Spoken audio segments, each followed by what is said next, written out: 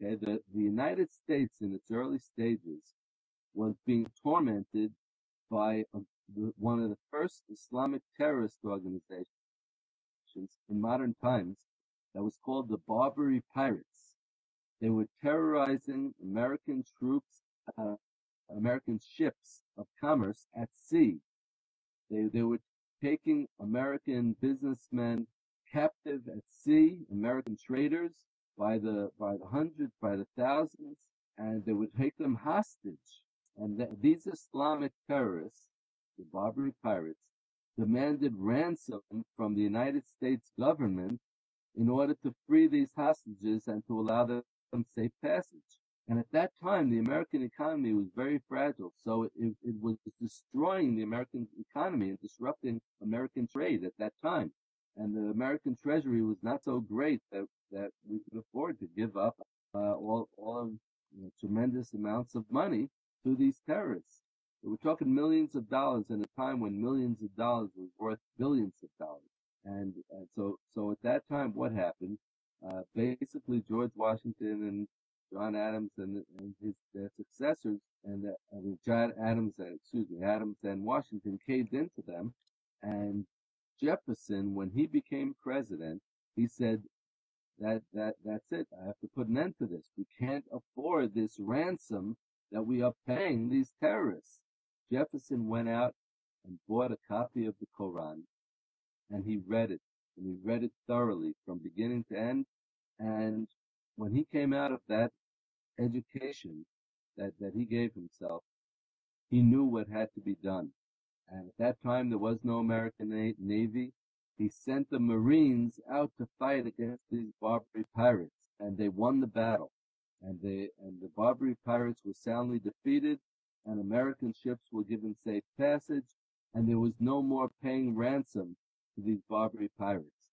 And that's why he had it. I mean, it's simple. And, I didn't know that story, David, so I'm glad that you shared it with us. There's my uncle, who I said became Muslim, has an entire shelf of all religious texts he's ever been able to find in the world. And he's Muslim. I have a copy of the Quran. I don't like it. I'm probably not going to hang on to it. But we can't, well, people can't. Go ahead. I'm sorry, Candace, for interrupting you. I just want to tell you, you should hang on to it because it's very good to quote from. My book, The Islamic Tsunami, is filled with choice quotes from the Quran so that people will understand their relevance to the present. Many Americans know the famous song From the Halls of Montezuma to the Shores of Tripoli. Yes. Which is the theme song of the Marines. Yes, it is. And how did it become the theme song? Because of the battle against the Barbary Pirates over 200 years ago. That is how it all started. So it's important for us in our time to learn that lesson of how to fight against the terrorists, against Islamic terrorism specifically. First, educate yourself, and then go out and make battle against those who are seeking to destroy you. Those are two good things to do, David. Now, again, that book is called The Islamic Tsunami. You can get that on Amazon, right? And on the website, the Shiloh Children's Foundation, right? ShilohIsraelChildren.org. I'm going to get that right. Yeah, it's a long one. Or IslamicTsunami.com. Oh, that one's shorter. Yes, absolutely. Okay, let's move on to the foundation. Why don't you share with my viewers how you came about the decision to start this foundation, please? Okay, well, this all started while we're discussing Islamic terrorism. It all started from one particular terrorist attack that happened almost 10 years ago. And just to give people the context a little bit, I live in Shiloh, or Shiloh is what we call it in Hebrew. Most Americans know it as Shiloh. It's here in the biblical heartland of Israel, in Samaria, which much of the world calls the West Bank. And we have experienced a disproportionate amount of terrorism here. Well, one day, almost 10 years ago, I was coming back from Jerusalem with my 3-year-old son buckled behind me in the baby seat. Suddenly, the car was ambushed by Islamic terrorists on the side of the road. At that time, I didn't even know who was ambushing the car, but I figured it out, and eventually we found out that they were on the side of the road. They were shooting with AK-47 assault rifles.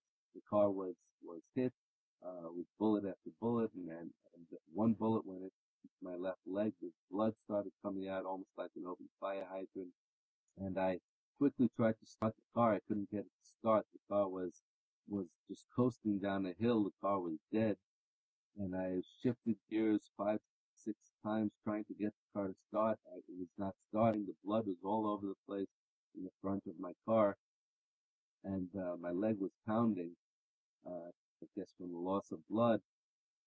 Then I remembered that I had my 3-year-old baby sitting behind me in the baby seat, and most parents of young children know that occasionally you can't forget in the course of a long drive. So I turned to him. My son's name is Ruby, and Rubin, but we call him Ruby for short. I said, "Ruby, are you okay?" His eyes were staring straight ahead. His eyes were wide open. His mouth was wide open. But I didn't see any blood on him. He looked like he was trying to scream or to cry. But again, no sounds were coming out. So I realized I better just start this car. My son is in shock. And meanwhile, I'm bleeding like crazy. I could collapse from loss of blood. Finally, the car started after many, many tries, as if it had never started, never had a problem starting before. I hit the gas. I drove nearly 120 miles an hour to get to the ambulance that I hoped would be up the road to the next community. I pulled up to the front gate of the community. All of the communities in Samaria have electronic or metal gates in the front of the community, not because they're elite communities, but because we have to stop the car bombers somehow from getting in. And I start shouting to the guard at the gate, "Please, please, get an ambulance." He didn't seem to hear me. Well, there was a young woman on the side of the road. She started jumping up and down, screaming, "Ambulance, ambulance, don't you hear?" At that point, everyone who was within sound came running over. Some teenagers from the bus stop nearby came running to the car. A gas station attendant from my gas station ran up to the car. He ripped off my shirt. He wrapped up my leg to stop the blood flow. He said, "Don't worry, I'm also a medic. I know what I'm doing." And he managed to make a tourniquet and stop the blood from flowing out of my leg. And soon the ambulance arrived. The medics from the ambulance start running up to the car. They start unbuckling my son from the baby seat. I said, no, please leave him alone. He's just in shock. He just needs to be with me. He needs to be with his dad. The medic said, "No, sir, I have to take him out." He pulls him out of the baby seat. He wraps him in his arms. He starts running to the ambulance at break speed, shouting, "Wait a second, he's also been shot. He's been shot in the head." They later told us that a bullet had gone into his head where the skull meets with the neck and went through his neck, causing a skull fracture and internal bleeding in the cerebellum. Well, I was in shock, and I didn't know what I could do. I was helpless. They whisked both of us onto stretchers, wrapped my son with bandages around his head, and put an oxygen mask on his face. And on the stretchers, whisked us into the ambulance, took us to the hospital in Jerusalem, where they got to work on us in the emergency rooms. And they told me that I am the 1,000th victim of terrorism to be hospitalized just in that one hospital in the previous year and a half. Oh, David. I wasn't quite sure what to do with that dubious privilege and honor, but they explained to me. I could laugh now. I really wasn't laughing then.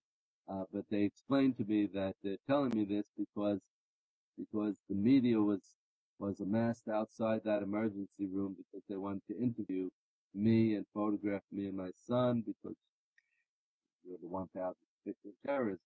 They wanted Oh, my goodness. Evening news. and some newspapers the next day. Anyhow, I was told that they'll protect my privacy and they will keep the media away, and I thought about it for a split second. I thought of all the terrorism that we had experienced just in our part of Israel, and I thought of all the children just in my own neighborhood who had been killed in terrorist attacks, and I said, no, you bring them in, I have what to say to them. And I've been telling this story ever since. And I tell the story not just because of our personal trauma. I tell the story not just because I have a political message to deliver. I tell the story also because it's a story of miracles. The bullet that went into my son's head and through his neck missed his brainstem by 1 millimeter. The bullet that hit me in my left leg missed my right leg, enabling me to drive my automatic car to the ambulance. And last but not least, the car mechanic called me up on my 5th day in the hospital, asking me, David, I don't know why we can't start that car. And to this day, I have no rational explanation for it, except that God just carried us on his wings to get us to that ambulance. Had to have been. After that terrorist attack, I was a changed person. We went through a couple of operations and several weeks in the hospital and months of psychological trauma therapy for my son. But we survived. Thank God we both survived. And as we went through the recovery process, I realized that psychological trauma that my son had experienced was so deep and was something that had been multiplied by so many other children. Every other family that had suffered from this terrorism needed help and needed caring. So that's when I decided to start the Shiloh Israel Children's Fund for the specific purpose of helping the children of the biblical heartland of Israel to overcome that trauma. We established a therapy center and educational programs, and we treat children in the way that children need to be treated. You know, I'm grateful that you were able to do that. David, as I listened to your story, as I listened to what you and your son underwent and the effect it has had on the children of Israel, of Shiloh specifically, it just breaks my heart that the world continues to ignore what's going on. So tell me how you see, I'm trying to think how to frame this question. Tell me how you see what is going on in the world in relation to Israel right now. And I know Barack Obama hasn't helped the situation in any way, shape, or form. He's only made it worse. And we're going to vote him out of office here. We're going to make sure we don't have him any longer. But how does Israel look at the world? That's the first part of the question. The second part, I would like to know what Israel thinks of the Tea Party movement here in the United States that just cropped up and then continued to grow within a month of Barack Obama taking office. Okay, well, you've asked a lot in one question. I have. Try to remember. You may have to remind me. But I think we need to divide that a little bit. I'm giving you my perspective from here in the heartland of Israel, and obviously there are many Israelis. There are Israelis who agree to release 1,000 terrorists in exchange for an Israeli hostage, which just happened. There are Israelis who believe in apologizing to countries like Turkey who are hostile to Israel. There are Israelis who believe that you have to apologize for who you are. And there are other Israelis like myself.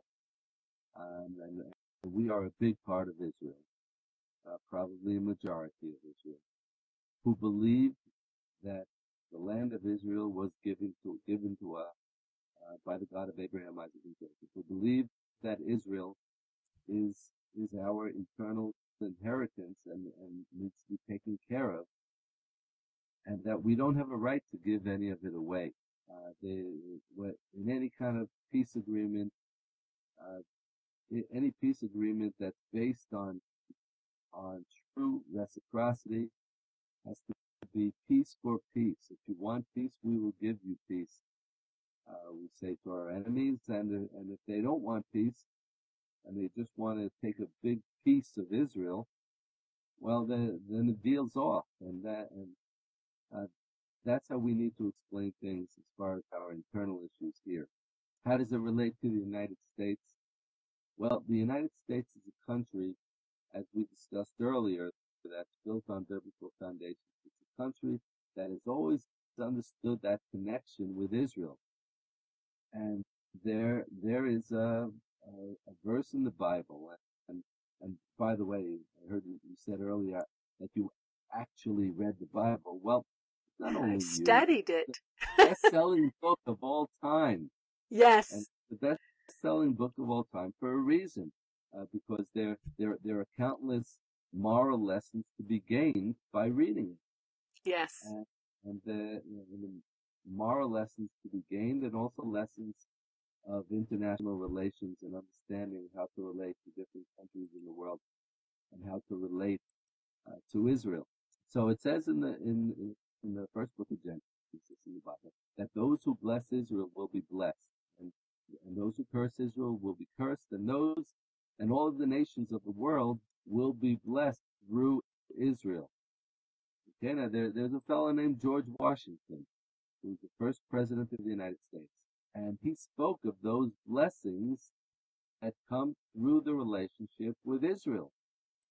When he spoke in a synagogue in Georgia in colonial times, he spoke of the blessings that should come to the United States from the divine providence. He said, may the divine providence bring these blessings upon these United States of America, and called for the people of Israel to bring those blessings upon the United States of America, as he spoke in his synagogue.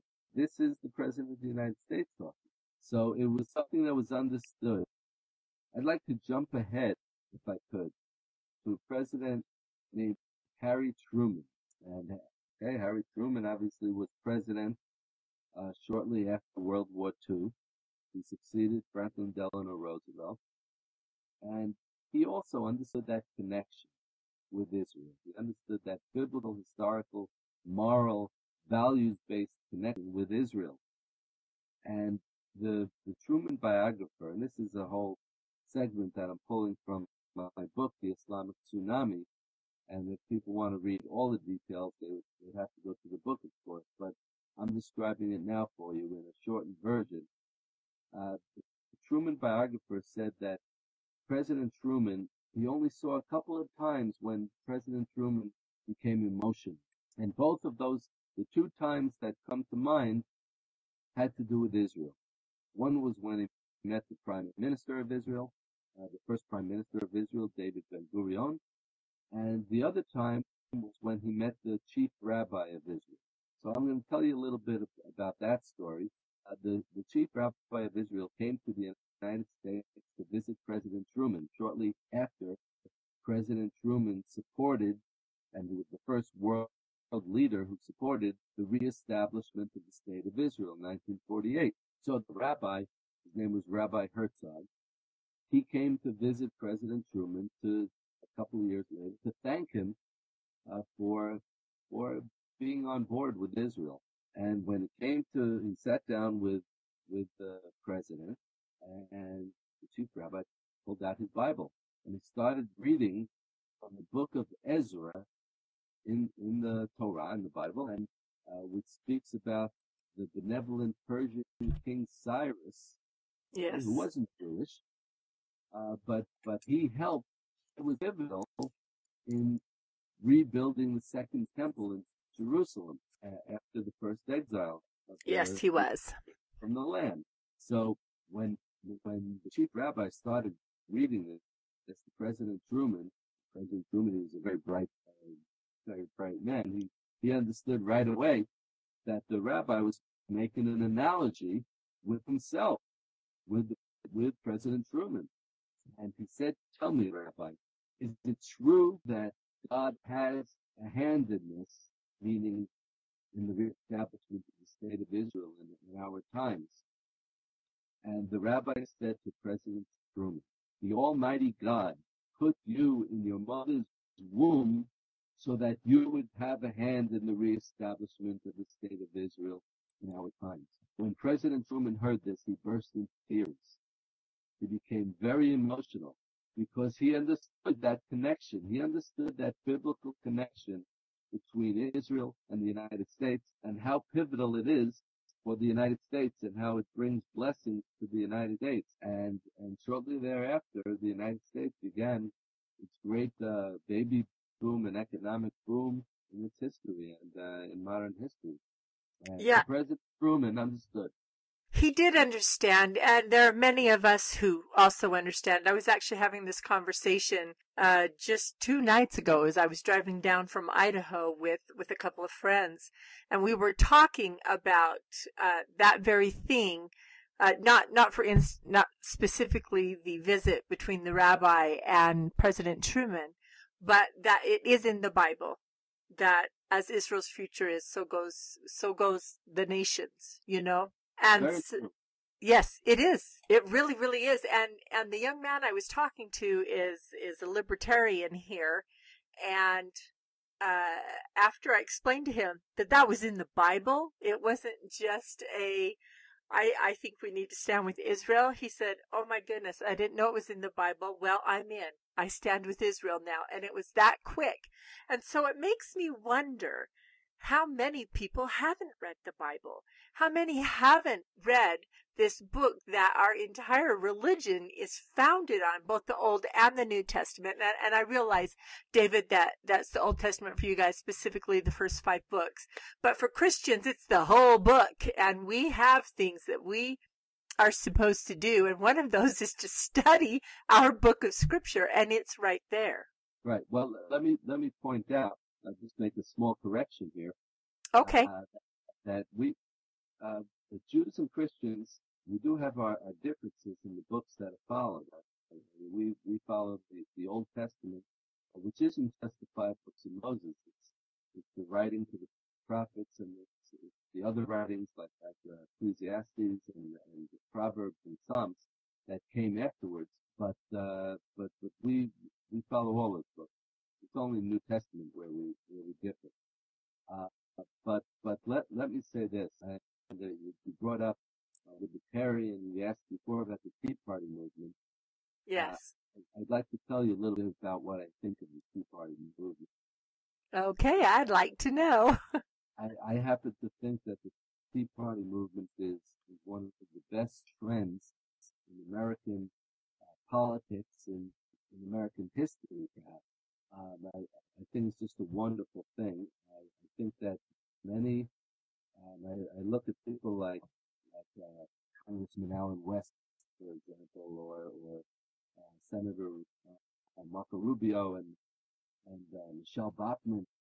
You know, these are all people who are very closely tied with the Tea Party movement and are also very closely tied with Israel. They understand that connection with Israel, and it's true. There are a couple of other people who are tied with the Tea Party movement.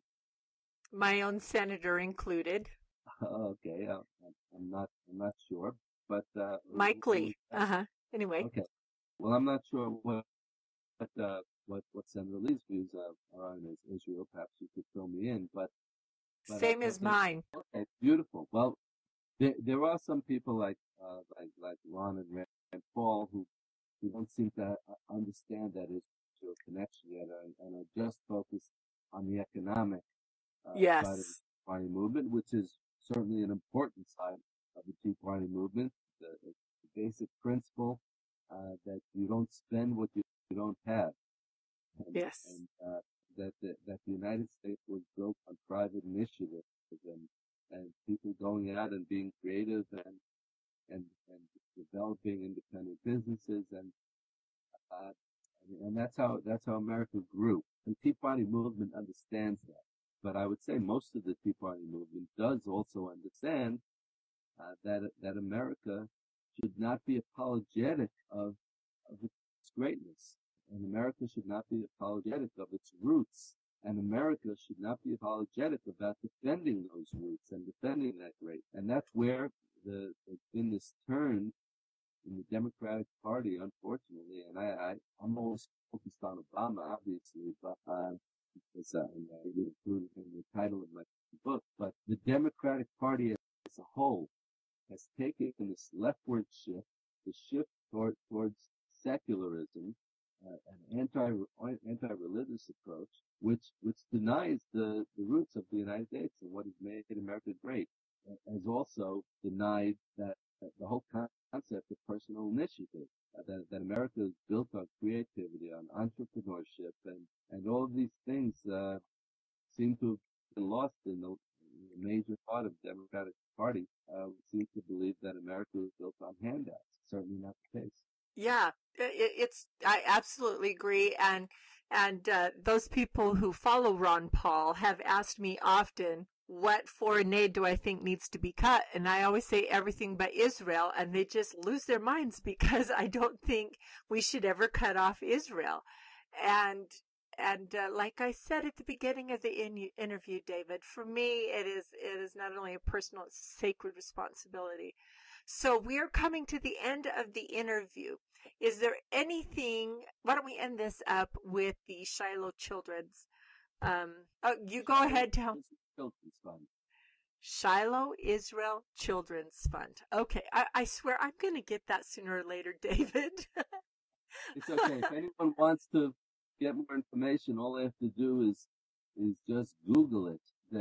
If they include the words Shiloh and Israel, then they will get all the information they need. Which is how I've done it. That's okay. That's all it takes.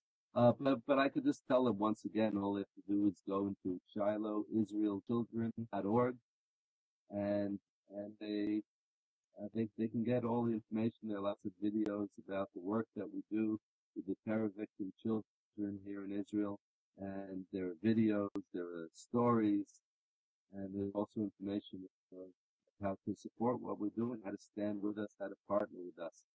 And once again, the blessings that we were speaking about that come through Israel, it doesn't just mean that the United States needs to support Israel to help Israel.